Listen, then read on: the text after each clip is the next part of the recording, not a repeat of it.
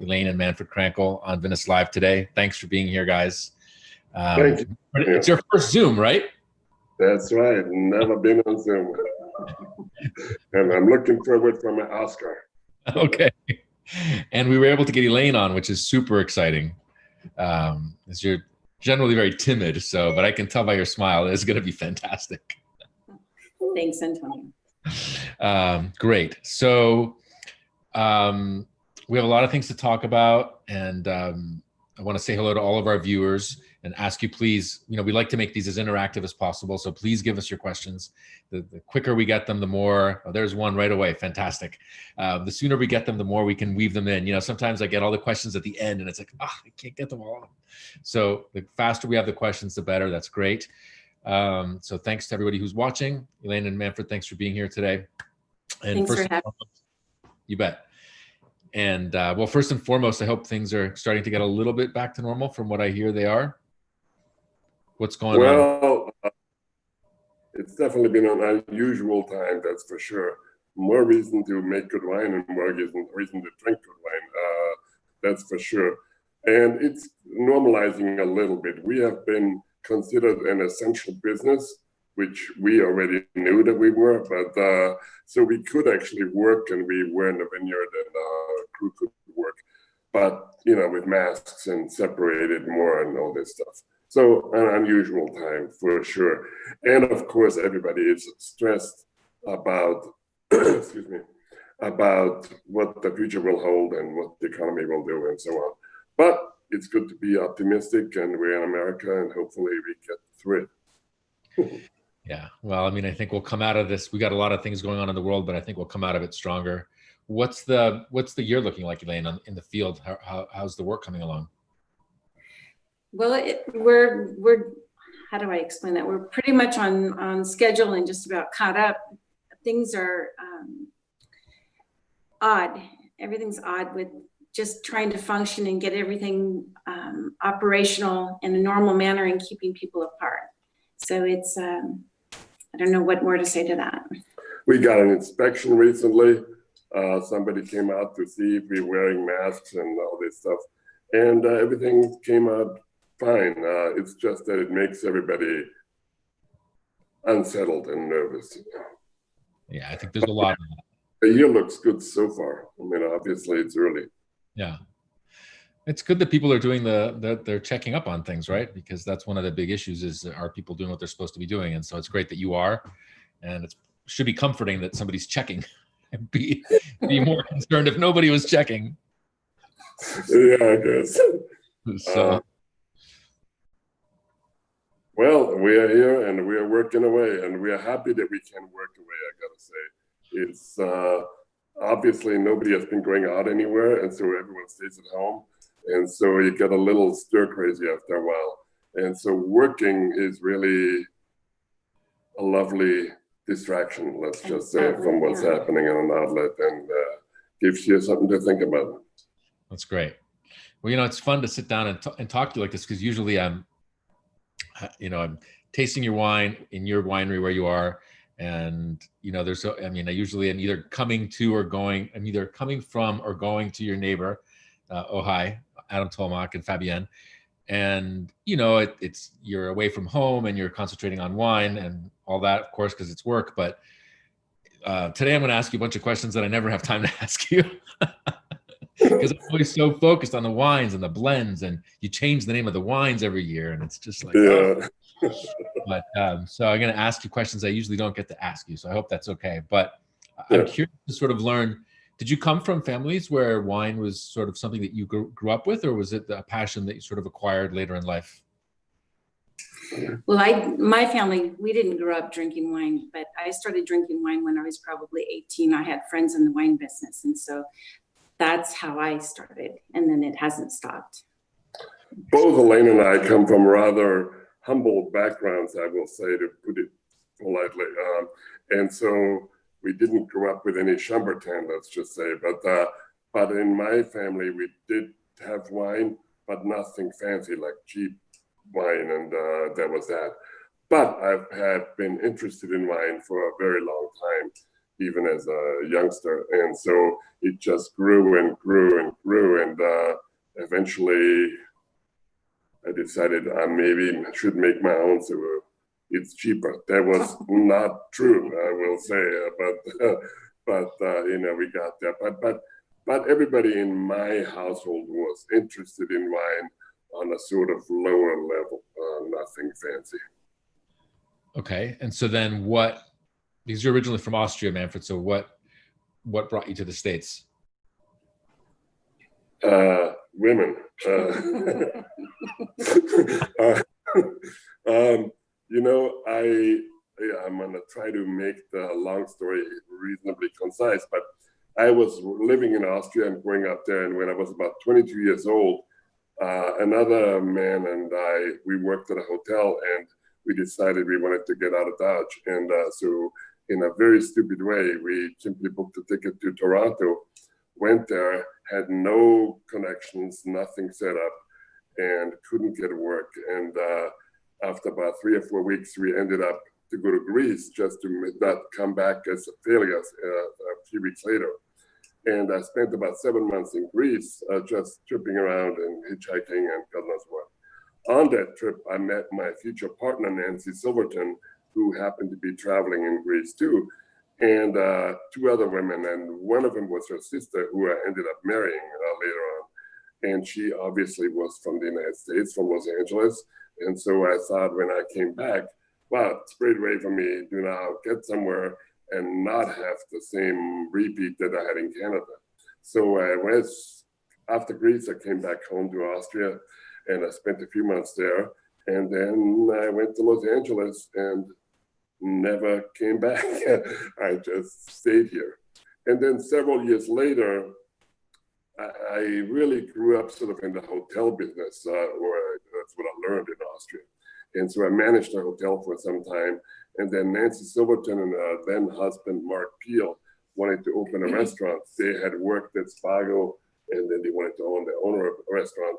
And so I partnered with them, and we opened this restaurant called Campanile. And I was the managing partner, and I allotted myself the wine buying job because I thought nobody should get paid for that. Like when people come and tasting on wine all day long, and you get to do that. And so I did that, and it was super fun and super interesting. And I got obviously more interested. And eventually I wanted to sort of make a house wine, if you will. But I always thought everyone that had a house wine in any restaurant, it was like the worst wine on the wine list. And that's not what I wanted to do. And so I went out there and I hooked up with Brian Babcock in 1990. And I wanted to make wine with him. And I wanted to sort of participate in the winemaking. And we made a Chardonnay in 1990. And the idea was really just for the restaurant, although it ended up different. I mean, we was sold in other places and people really liked it. And more story to that in a little bit, maybe. You might want to mention that you were able to get artwork from Jim Dine for a label, and then that kind of triggered that idea of doing different art labels. Yeah, there's a fairly well-known artist, Jim Dine from New York, and he used to come into the restaurant quite a bit with Sid Felsen, who owns the Gemini Cella printing house. And so he was interested in wine, and he let me use a piece of artwork for that label, and I used it. And after that, I thought, man, I can do that on my own, and I'll make my own labels. And I always did some artwork at home anyway. And I thought, well, that's one way for me to force my artwork onto people. If they want to drink my wine, they have to look at the artwork too, if you can even call it artwork. But so I made my own labels and then decided to change it every year. And every wine gets its sort of its own identity and its own name and its own artwork. You know, and that's how that sort of came about. Obviously, I was also inspired by people like Mouton, who did artworks a long time ago, and different other American people too. But nobody I knew had the winemaker and owner make the artwork themselves. And so I thought, well, that's a little different. Like, I do freaking everything. that's how that came about, really. Well, and then I made some other wines with other winemakers. Italian producer called Copo, the Copo brothers. We made a wine with them. We made one with Michael Havens. We made one with John Albin, who became a close friend. And he really sort of, inspired me or enabled me to make wine, because he was also willing to sell fruit to me. And so then the job was for me to convince Elaine that that's a good idea. That was the hardest job at all. So one day we drove back and I said, hey, look, how about we make a few barrels, and we buy some barrels. And I knew Adam Tomac from the Ojai Vineyard, and he said I could do it there and use his space and his equipment. And so the question was, how will I convince Elaine? Because we weren't exactly swimming in money. And so doing some goofy thing like this didn't seem the wisest decision at the moment. But Elaine, in her lovely spirit, said, go for it and we'll do it together. And, and we made a few barrels at the Ojai Vineyard. And he also connected me to Vinous Vineyard and got me some Syrah. And so we made 4.5 barrels. Then the first vintage was 1994. Later on, because Adam is sort of restricted in space, we moved up to John Albin's place and made the next vintage there with him. And John and I traveled a lot, and he's a really smart guy and a really funny guy too.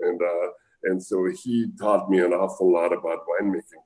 I never really went to school for it or anything. I just read books and sort of talked to a lot of winemakers.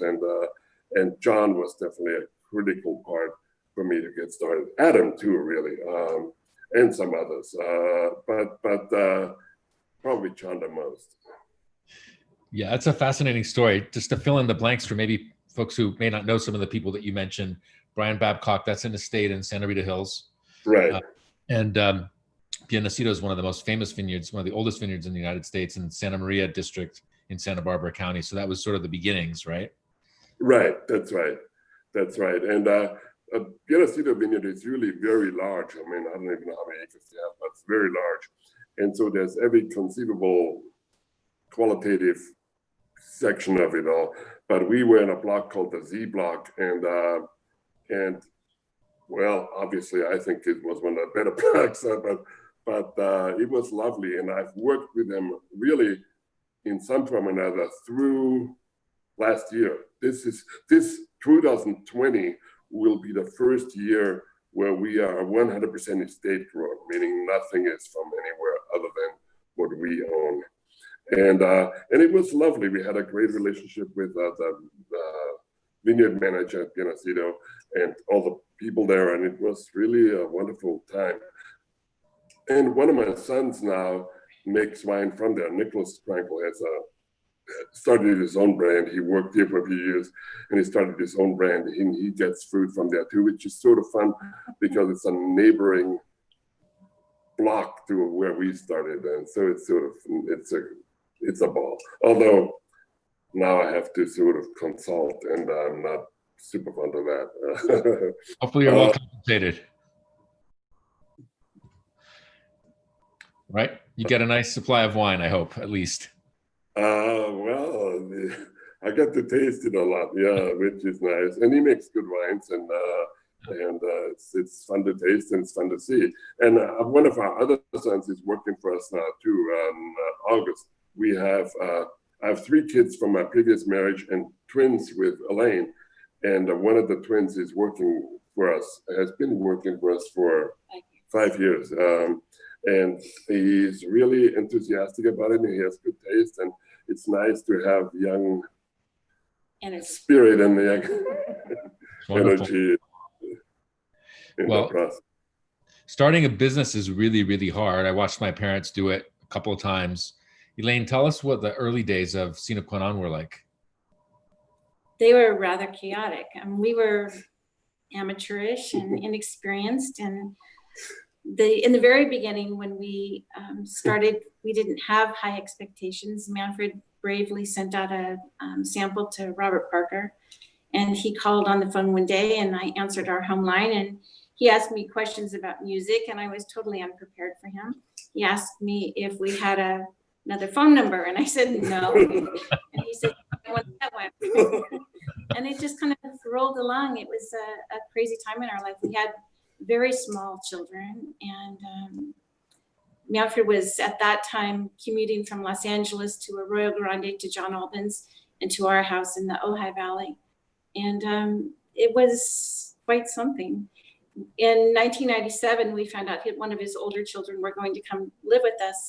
And I told him that if that was the case, I needed to find a facility for us closer to home because I couldn't raise our children by myself. And so I went out and found a facility in Old Ventura and had it built out for us in the 97 vintage, and quickly transitioned from being with John and getting set up within 5 months for harvest in 97 on our own. Wow. So it was an experience. It was good though.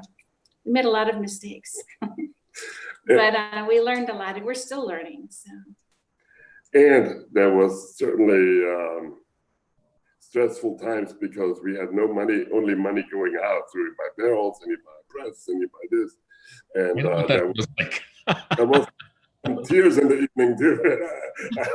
I will say, you know, you look back and sometimes you are all set up and it looks nice from the outside looking in, but boy, the startups are pretty difficult, that's for sure. And you don't really know what happens. I mean, I think my convincing spiel to Elaine was, hey, look, we have a restaurant. If the wine sucks, I can make them sell it anyway, and we won't lose everything. Luckily, the wine, I think, didn't suck, and so we managed to sell it okay, and we just kept on going. And you know, I never really thought at the time that we would really be in the wine business per se as the main source of income or as the main life. It sort of developed that way, but I mean, you know, 4.5 barrels of wine isn't exactly, Mondavi didn't lose any sleep over us. And so, you know, we started, but then the reviews were good. And like Elaine said, I sent a bottle to Parker and he loved it and gave us a good review. And then I went completely berserk, like, now I got to do more and get this piece of equipment and all sorts of stuff, and made more and got other vineyard contracts in other places and just sort of expanded. But there still wasn't really a notion that that was going to be our main business. I mean, it took us years to really sort of change. Eventually, we sold the restaurant not that long ago, even, yeah. And we had also a bakery called La Brea Bakery, and we sold that. And then I just did the wine. There was, I think, 7 years, but from the time we started to the time that the business could support us, and still investing and growing. And it was interesting. That's the classic time frame. They say 7 years is what it takes. You know, you're Right. right on schedule. I think that's true, actually. I really do. We managed to stay married. Yeah. No, it's been a good ride, and it's been an exciting ride. And sometimes Elaine and I sit at home and we eat dinner and we drink a glass of wine. And, you know, it's fun to look back. Now it's been, geez, what, 26 years or 27 years. And it seems shorter than that. Like you sort of think, my God, that time blasted by, really. But it's been a good ride. I mean, with obvious hiccups and difficult times and worries and things you don't know and you have to learn. And, you know, you never stop learning. I'm sure you know that from your business. And, you know, in the end, I always feel like, you know, success comes from making smart decisions and smart moves, but also hard moves, hard work, and sort of a tenaciousness that continues. So like the business doesn't get really ever easy, or you never sit there and think, oh, I got it all, it's in my pocket and I can fly with it. Every year, especially in the nature business that we are in, somehow Mother Nature throws us some curveballs that we haven't anticipate it, and then we gotta be prepared for that and react to it and make the smart and hard decisions. But I think it's, I would say it's more hard work than anything else. I mean, you just gotta stay with it and not get too wrapped up in yourself. I used to say to Elaine, once you start believing your own baloney, you're in big trouble. You gotta forever think, what do I still need to learn? What do I still need to figure out? And how do I get better? And I think we have been fairly good at that. Do you think, Elaine? I think so. Well, that's, I think, really great advice for all of us who are watching and listening and talking to you. It's really inspiring, and it's true. I mean, there's really no substitute for hard work. So yeah, I really feel that way. I also think, I mean, it's interesting. There's a lot of talk in winemaking about terroir and what's the right vineyard and what's the right soil and all of this. And obviously, there's importance to that. And not every plot in the world is the same. And not every land is the same. However, I do think that in most of California, one thing we have is, generally speaking, very good weather, right? Now, if we have a problem, it's drought and not enough water and stuff like that, versus in most places of Europe where they have potential for rain and how much water does the vine take up and tell it to the fruit and dilute the fruit. And so I think in Europe, in most places, if by the terroir one means the ground, then that's way more important because, if it rains in the middle of July, in the middle of August, or every week or something like that, you want that water to drain away. You want to be on a hillside. You want to have well-drained soil and all that stuff. We in California don't suffer from that. I mean, we usually don't have any rain at all from April 1st till December 1st or something like that, 0. And so, if anything, we suffer from the opposite, if one wants to call that suffer, because I think we can obviously water if we want to, and we have drip irrigation and maybe sprinklers or something like that. But it's easier to deal with that. Not always and not in every circumstance, but in general, I think we are fairly blessed. And the thing we have to be careful with is that we don't, that the blessing doesn't become a curse because we overdo what we shouldn't overdo simply because we can. And so some wines obviously can be too blousy and too over the top and too alcoholic or something like that. And so one has to watch out for that. But I think for the most part, I'm a big fan of rich, well-endowed, flavorful, aromatic wines, that's for sure. And so I couldn't be happier to make wine in California. I really couldn't. Clearly, I travel a lot and I've gone to Italy a lot. And my earliest love of wine regions was in Italy. And it's almost miraculous that I don't make an Italian grape variety, I must say. I think sometimes back, and I don't quite know how that even transpired, because like in our restaurant, when we opened it in 1989, the initial wine list was only Italian and California wines. That was the only thing we had. And I was deeply into Italian wines. And so I'm not sure why I don't make them.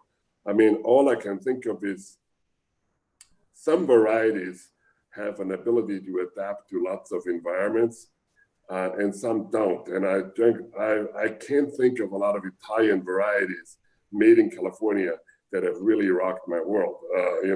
Obviously Cabernet does well here, and Cabernet Franc and Merlot, and our own varieties, Syrah and Grenache as well. And so I've sort of fallen in love with the Rhone, really, and sort of went there. But it's still a little funny because in the olden days, it was mostly, Nebbiolo and Sangiovese.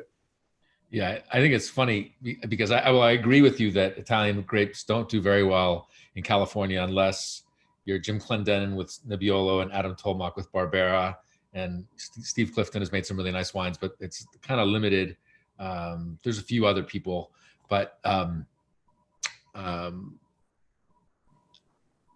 of the things when I show up to taste with you is almost always the first question you ask me is something that has to do with Italian wines.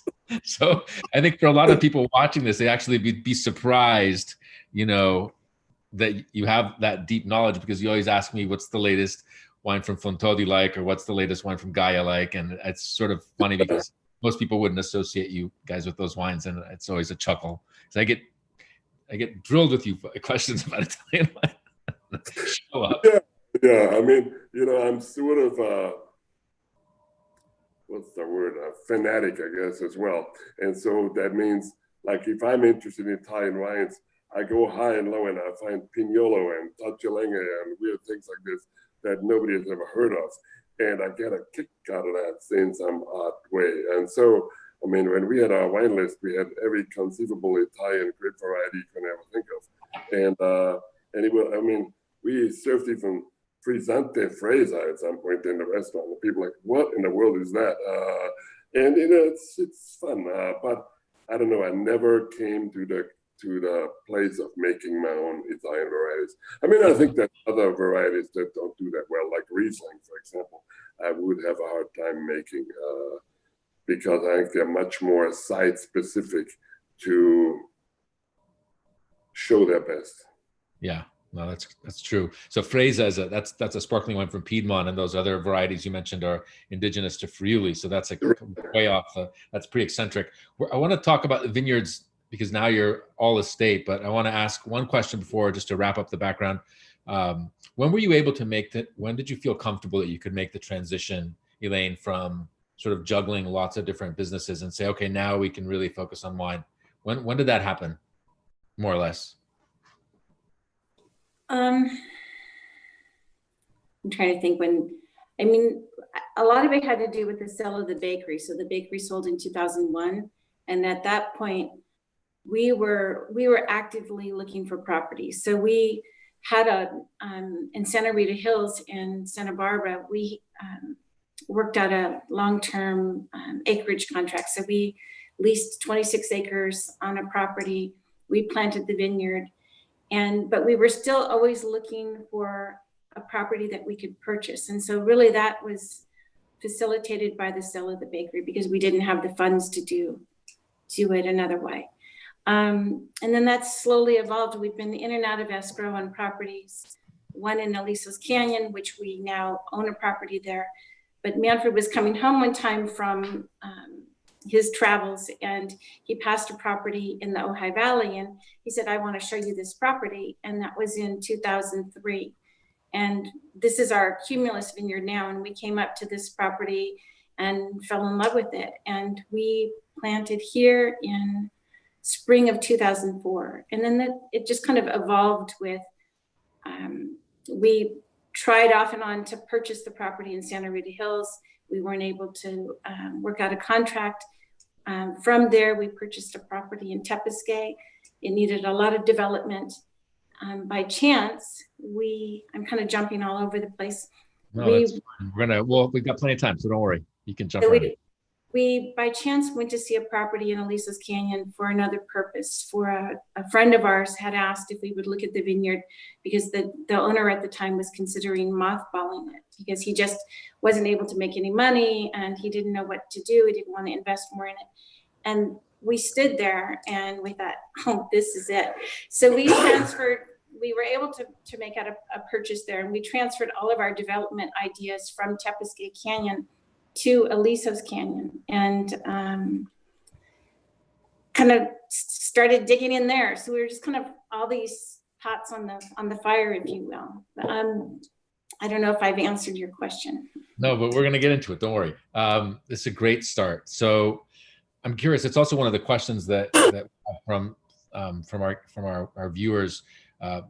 When you think about these different vineyards, and you sort of think about the vineyards that you've worked with, do they all have something in common that you say, you know, my criteria for a great vineyard is A, B, C? Or have these all, do you think of these vineyards as each having very specific attributes that really draw you into each property? I think they're all very different, and I'll let you advance on that.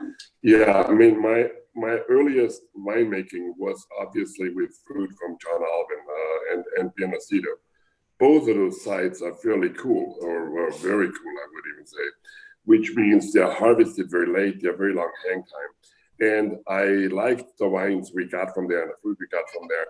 And so I was sort of attracted to that, like what I wanted to find. So, for example, when we planted the vineyard at Santa Rita Hills, people thought I was insane for planting Syrah and even worse Grenache there, because it's called sort of a Chardonnay and Pinot country, right? And people thought it'll never get ripe, it'll be too late, and blah, blah, blah. Now, we planted a lot of vines per acre, and so we have little fruit on it per vine, and we ripen it just fine, and I like it a lot. It is late. But it is a late harvest. I mean, oftentimes, last year, the last pick was on November 16th. And so, you know, very often, most of the time, we are in the middle of October or later there. Now, the other vineyard we have called the Third Twin, which is a little bit northeast of there, is warmer, but mild still. And then the vineyard we have here, Cumulus, is the warmest of them all. But it's not super hot, with the exception of July of 2018, which was really brutal, actually. But other than that, the entire time we've been here, it's nice. It's the warmest of the three. So we have different vineyards with different qualities, and that's why also we make sort of different brands. So we have Next of Kin that's all made from the Cumulus vineyard, and we make now some bottles from the Third Twin as well, and some of them go into Sine-Qua-Non as well, but they're a bit different. Yeah, I've got a bunch of your wines here. So the vineyard in Santa Rita Hills, that's 11 Confessions, right? You're right. That's right. So that's this. Right. That's correct. Yeah. Which I opened. Hopefully I won't spill it on my computer, but I'm quite capable of doing that. That's the back. People always say I don't hold the wines long enough on these videos. So I'm just going to hold it there for a minute, because I do try to take feedback and direction. So there's the back label. I'm not really great at it, but I try. There's the front label. So this is the first estate vineyard, right? Yes. Right. That's correct. Planted to Grenache and Syrah. And of course, you know, as you said, Santa Rita Hills is mostly known for Chardonnay and Pinot Noir, a little bit of Syrah, but mostly Chardonnay and Pinot Noir. And you weren't able to buy it, but are you still able to source fruit from it? No, we did buy it. We own it now. Yeah, I thought you had bought it, so okay. Yeah. Yeah, we purchased it in January 2016. Great. Yeah, and was when we originally planted it, there was more than Syrah and Grenache. We planted a little bit of Roussanne and a little bit of Viognier, and that was that. And of course, we had different scions. The name 11 Confessions really comes because the initial planting was 11 different scions. And my thought at the time was, one of those days they're going to have to confess what they got. And so it was become 11 Confessions. It's now a little bit of a misnomer because we grafted some things, so there's more than 11 actually. Oops. Oh. This is the Cumulus vineyard that you're showing. This is where you are now. So that's make this wine. Right, that's right. Yeah. That's let's see here. If you see the main block in the middle there, that's roughly half and half Syrah and Grenache. Yeah. Right there. And then if you go a little bit over to the left, there's a separate little hill right there. There's an acre of Roussanne. So those were all planted at the same time in 2004. Since then, we have planted more. So it's about double that size, I would say. 4 years later, we planted more. We planted Touriga Nacional, which we have like less than an acre, which is, of course, a Portuguese variety and the main variety in port wine and some other dry wines as well, which I love. And I've actually planted more now. Yeah, that's right there. Wow, I didn't even know that. That's cool. Oh, I And took that, with you in the track and when we went on the truck a few years ago. yeah, So that has that is sort of in a roti style where we tie the vines together on the top, and we have 4,356 vines per acre on that, pretty well. So, and there's Syrah, Touriga Nacional, and a variety called Petit Mansard, which is a wide variety from the Pyrenees. And I like that a lot too. You mentioned that those have now been approved for Porto. Yeah, incidentally, Touriga Nacional and Petit Mansard have recently been approved to be planted in Bordeaux and used in Bordeaux. So I wrote in my last release letter that I'm well ahead of the Bordelais with using those, but I like them, and it's a fun block. The tight spacing, is and that type of growing on the top tied together. I don't know what I think of it, quite honestly. It works out fine, and the fruit we get is fine. Typically, when you have a cordon or wires, which is the common way of training vines in California, you sort of force the vine and the canopy of the vine into a certain system. In this system, the leaves can move around more and follow the sun. But the reality is we have so much sun in California that it really, I don't think, makes a tremendous difference. It'd be better in cooler regions, less sunny regions. But it's a cool vineyard. It looks cool. Nobody likes working in it because everything has to be done by hand. You can't get a tractor in there at all. And so every last thing is done by hand. But it looks nice, and it's right up the driveway to my house, and each one of those vines is on a stake, and we pound it by hand, 16,700 of the stakes into the ground. And I can tell you that when I told my staff that that's what we're going to do, I did not win a popularity contest. That was a brutal endeavor, I must say, but it's fun. And then we have a block. The block that you see on the bottom here is actually Syrah, and it's sort of a field selection of Syrahs from our own vineyard from 11 Confessions. Over years, we marked different vines that we thought performed the best, and then we took cuttings from there and we planted them there. So it's sort of a mix of styles, really, that are planted there of the best vines from 11 Confessions, but not one style, not one clone, different ones. And that's been fun as well to watch how that comes out. Really, really interesting. yeah, that's a training style. I've not seen that very often in California. There's a block at Stoltman that's like this. And I'm sure that there's others, but I haven't seen it very much. Yeah. I mean, I don't know would I do it again? I'm not sure. But also, I should add one interesting thing, at least interesting to me, is that all of these vines that you're looking at on this picture are own rooted, meaning we didn't put them on rootstock. So obviously, the risk there is that you get phylloxera potentially.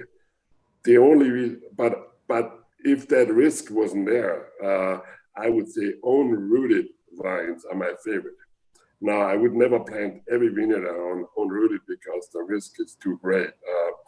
Ours is a little bit less because we have all of our own crew that works no place else. They only work for us. And so we don't have a lot of potential for sort of cross-contamination from someplace else. You still could get it and you still could have a problem, but I think our chances are less.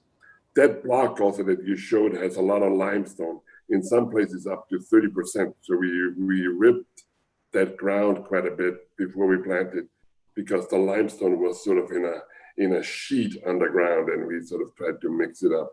But it's a very lovely, lovely block, I must say. I really like it. It's quite evocative. And then we have Third Twin, which is here. Yeah, and that's a new planting 12. When we bought that vineyard, there was about 15 acres planted already. Also owned rooted, by the way. That was planted like, 20 years ago. By David Thompson. Yeah, and there was a couple different clones of Syrah, a little bit of Petit Syrah. And then this block that you're showing on the picture now, we planted later on. That is almost pure sand. But I mean, pure sand, like 10 feet down. When we did soil samples, the guy who ran the caterpillar to make the holes said, "Don't jump in there. I don't want you to be buried in the sand. It's really sort of wild." And so we planted. The reason that's sort of a weird layout is because the soil does change a little bit. So we have in the upper right-hand side, when you look at that, it's Grenache. And then the one you can't see as well, sort of to the left is Syrah. Yeah, Syrah, right. And then we also have Graciano, which is sort of in the front there, the most front portion of it. Yeah, and Graciano is a Spanish grape, although it reminds me very much of our own grape. And I always make a joke and say, somebody made a mistake, and now Manfred has to fix that because it ripens very late, and it has sort of a sort of garrigue quality that I quite like. If I didn't know, if you just handed me a glass of Graciano, I would definitely think it was a Rhone grape, and so we planted that. And then we have a little bit of Viognier there too, and that's a really, really fun block, really fun. And you should mention up above where we planted them last year. Yeah, and we also a little bit, that's off the picture now, we planted some Muscat too, because Muscat Ottonel and Gelba Muscatella is the two different Muscats we have. And those came, well, I can't see where they came from, but we planted them, and I love using them in the white, but also I think Muscat is better than Viognier in reds. Like if you can add them as, as you know, many Syrahs have Viognier in them, and to add sort of high notes and some other aspect. But I think Muscat is even more interesting because it's so aromatic and so fruit forward, and it sort of really can lift the wine very quickly. So we have a little bit of that. So Antonio, within the last 3 weeks, we just, we now on this vineyard have about 35 acres planted in total. And we finished planting about 2.5, 3 weeks ago, an additional block of Graciano, an additional block of Touriga Nacional, because we're very happy with those varieties. So that's outside of this image, but we did another additional block of Syrah and then Graciano and Touriga. So in total now from 15 acres, we're right about 35 on this vineyard. So between the various ranches, we're a little over 80 acres under vine now. Wow, that's fantastic. Because then the last one that's estate is Molly Aida, correct? Right.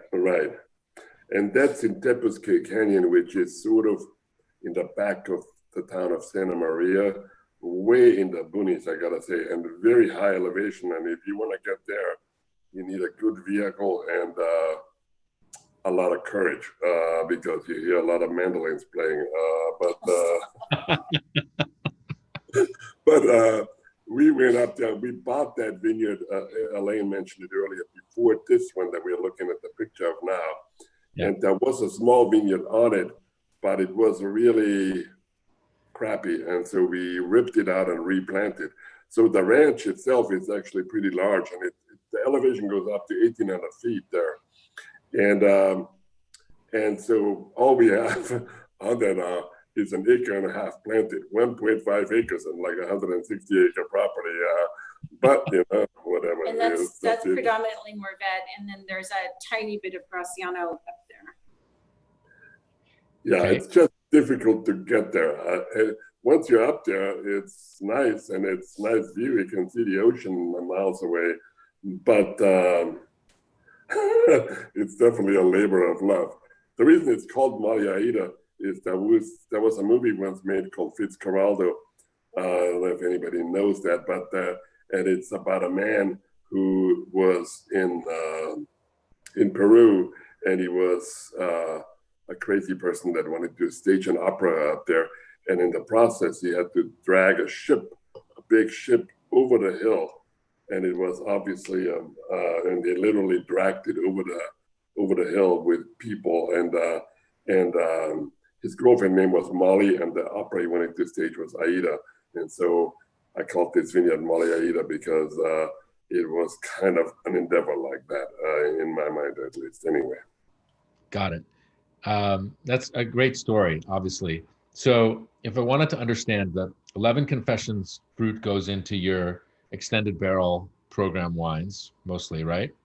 Yeah. Cumulus is for next of kin, and Correct. 3 is is things like the Graciano third twin. So Right. Malayita is used mostly for how as fruit source? Anywhere, meaning, I mean, really, the way it works, Antonio, is this. So let's start with 11 Confessions Vineyard. So if I harvest the fruit, I harvest the different scions, and even the different scions at different times sometimes. And I make the wines, and some of them are with whole cluster and some not, and so on. At some point, I select out of that what will be the extended barrel aged wines, because obviously not every wine should be encountering an extended barrel aging, and they become purely 11 Confessions Vineyard wines. The rest of it becomes, I don't know how to put it, a normal Sine qua non wine. And in the normal Sine qua non wine, being a Grenache or a Syrah, other things from other vineyards can go in there. So I just make a selection of barrels, and I build a cuvee every year. It would be like this then. That's correct. That's exactly correct. So that could have all 4 vineyards in there, in some form or another. And obviously, we let the customers know what's in there and how much of each, but it's sort of like that. And these very detailed sheets with all the vineyard sources, amount of whole cluster, amount of well, somehow managed mistakes, but you give me really detailed information, which presumably you choose the clients to, I imagine. Yeah, it's actually funny because sometimes it says 12.8% of Mourvèdre or something like that, and I always think people must think that guy is just full of baloney, like 12.8%, but I really keep very tight notes on it, and that's what it is. Now it just comes about through tasting and how I built the cuvées, and it takes me obviously a very long time to do that because I change my mind and I try it again, and I make a sample and I bring it home, and then Elaine tastes it and she says, "What, are you out of your mind? We're not that." and so we do it several times and just keep on going. And at some point we built the cuvée. And the 11 Confessions Vineyards wines are just from that vineyard, but they are a selection from the total. Got it. I'm tasting this one. This is another one. Yeah, that's an 11 Confessions Pure Vineyard. It also is always in that bottle, which I designed as well, by the way. And they made it for me. And so every year, if you see that bottle, then automatically you know that it's the pure 11 Confessions Vineyard wine. Got it. We have some really great questions. I want to try to get as many of these in here. One of them is from William. Is it true that you don't label the barrels in the cellar so that you can taste them without knowing exactly what's in each one? You're just responding to what you're sensing in the wine? Well, you would know what variety it is, but you don't know which one. Yeah, here's what I do with that. Let's say I make a vintage. So for example, last year, I will have 18 different Syrahs in barrel, right? By 18 different Syrahs, I mean different scions, different pick times, different fermentation methods, and so on. Different vessels, a new barrel, an old barrel, and so on. So I, rather than naming them, let's say I don't write on the barrel, oh, this is the 11 Confessions Syrah 877, which is a clone. I will write a Syrah number 6 or number 10 or number 15 and so on. Now, obviously, I record in my computer what that is. And one would think you would remember, but you don't, because if I take a year later and I take you to taste, and I taste Terroir number 6 or number 10 or number 15, I really don't know what that is. Now, I can look it up. Yeah, right there is a, so I can look up what that is. But when I taste it, I prefer not to know what I'm tasting, so I don't have a preconceived idea in my head. Meaning, I don't go to that and say, oh, the Alban clone always tastes like this, or the, I don't know, the clone 174 always tastes like that. I want to taste it, write on my notes, and then I see what that actually is. And it's not just me tasting as well, obviously. And so I sort of like to keep my mind and my palate and my nose as objective as I can. And it's sort of fun. And again, I think lots of people would think, oh, you'd remember, but I have sometimes 3 or 4 years worth of wine out there. So if I say to you, or I say to myself, taste 2017 Terroir number 6, I have no idea what that is.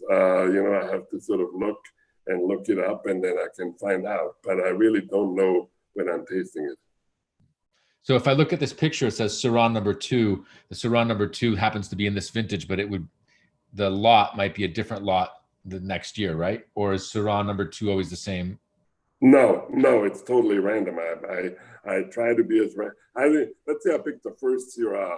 Like, I don't call it Syrah number 1. I call it number 10 or something, right? And then the next one is number 6, and the next one's number 3, because I try to keep it as as confusing as possible. So I confuse myself really in the end. That's, well, I mean, you know, the proof is in the bottle. So, I mean, whatever works. I'm curious, Elaine, what wine are you drinking? Because you've had a few. We're drinking 2017 Next of Kin. So it's a Next of Kin number 11. Yeah, I think I have that somewhere here. There's like an ocean of bottles, but what is That's a good. Huh? It's a good problem. Yeah, it's a good problem. It could be worse. What? Speaking of 2017, obviously that's a very particular vintage. What can people expect from 2017 wines?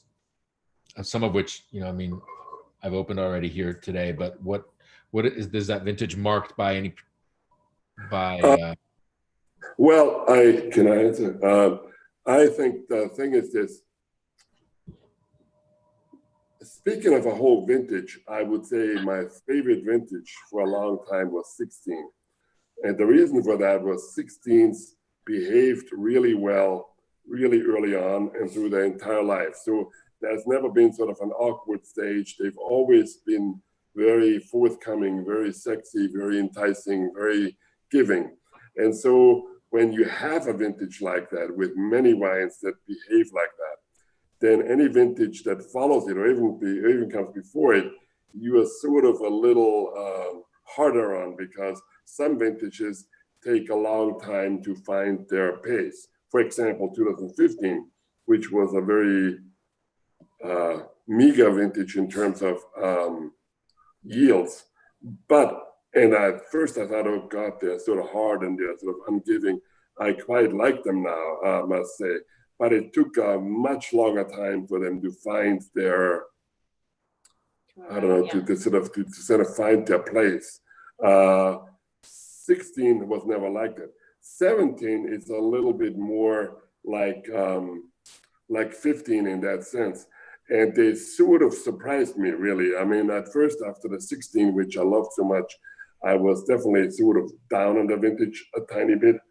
But now, the more I taste them, the more I like them, and the more I sort of find they have flesh and structure. They have probably more structure, and I think will be more age-worthy maybe than the 16s are, and sort of have more, what's the word? More of a foundation, you know, than anything else.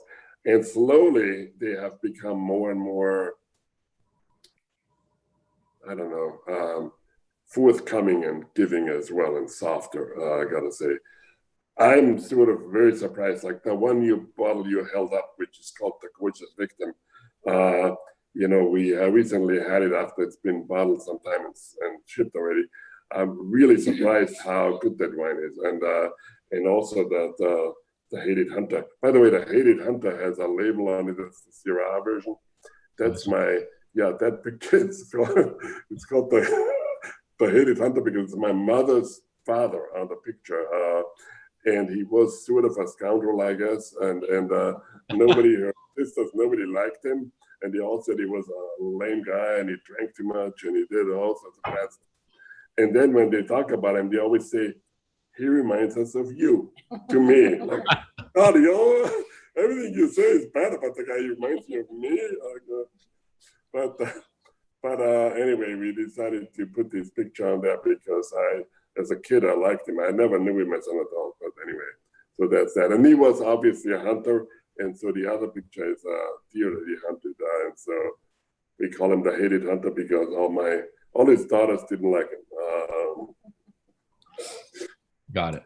Well, it's Friday afternoon, so we're heading into the weekend. What wines do you like to drink when you're not drinking your own wines or wines of your neighbors? What would we find in your cellar or on your dining room table? Well. First of all, we drink wine obviously nonstop and every day.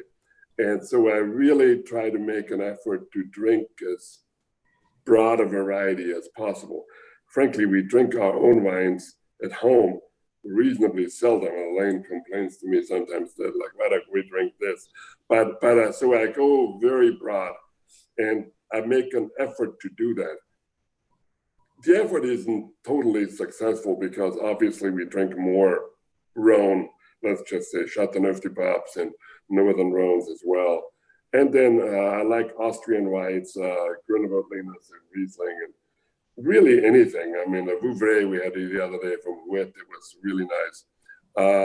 So I try to mix it up as much as possible, partially to be more entertained and partially to keep your own nose and palate sort of open and open-minded, not to get into one genre and get sort of jaundiced by it, and so it's pretty wide open, and probably don't drink a tremendous amount of Bordeaux. We do drink some, but not a lot. Good amount of Italian wines too, I must say. Piedmontese mostly, I would say, but other things too. So really very, very, I try to be as open as we possibly can be. And sometimes Elaine goes in the cellar and breaks some stuff and doesn't tell me what it is. It's like some South African stuff. It's like, what in the world is that? But it's fun, and we have a good time with it. And sometimes we sit together with our son, and then we discuss it, and then we rate it even, actually. It's fun also to sort of say, it's fun to pull an older Sine on and not tell him what it is and just pour it. And he's like, what'd you bring me? I said, well, what do you think about it? And it's kind of fun to get an honest feedback without feeling like he's working. And so it's during this whole stay-at-home time, we've been opening up quite a few older Sine, which we don't do often. And it's been great fun. And it's encouraging to see the wine's ageability, and it's been eye-opening. Yeah. So. Well, that's wonderful. We're right up against our time limit. I just want to thank you immensely for sharing a piece of your Friday afternoon with all of us. It's the first time you've done Zoom. See, nobody bites. It's quite fun. Have a glass of wine. It's all good. We had really great questions. Antonio. And thanks everybody who is watching. I hope somebody's out there. Mom, Dad, thank you. We had a lot of people watching, a lot of questions. Of course, this will be available on YouTube for anybody who wants to watch it on playback, but we're up against our time. So thanks very much. But I hope you had a good time, and I hope you'll come back again sometime. And thank you, Antonio. More stories. Visit us again, though. I shall, for sure. Of course. Okay. We're through this little pandemic. Cheers, and have a great weekend. Bye. Thanks.